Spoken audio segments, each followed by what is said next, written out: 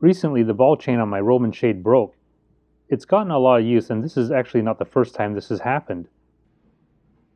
If you have a broken chain on your roller shade, I'll show you what to order and how to install it in under a minute. This is truly a repair anyone can do without experience, so let's get started. I got this chain by the Shade Doctor. For sizing, measure your chain from the top to the bottom as if it's not broken. Mine hung 48 inches from the top rail to where the loop forms.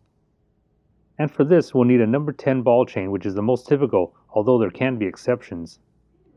So I'll start by rolling the broken chain out of the clutch roller until it falls out.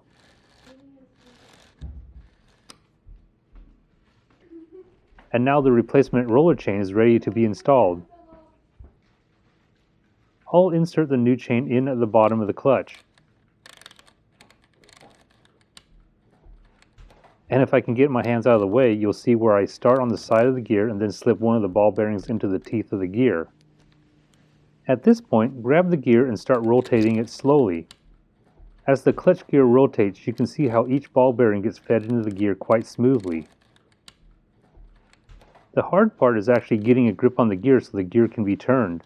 Because I'm trying to get a good shot for you on this, I'm not able to get my hands where I need them to be. But if I wasn't trying to record this on video, I'd be able to get this chain on in less than 10 seconds. And now the new chain is on and the shade functions like new again. I hope you can see how easy it is to fix a broken chain on a roller shade. And if you need a new ball chain, I've listed it in the description so it's easy to find. Remember, number 10 is the most typical size. If this video was helpful, please give me a thumbs up and hit the subscribe button for more videos like this.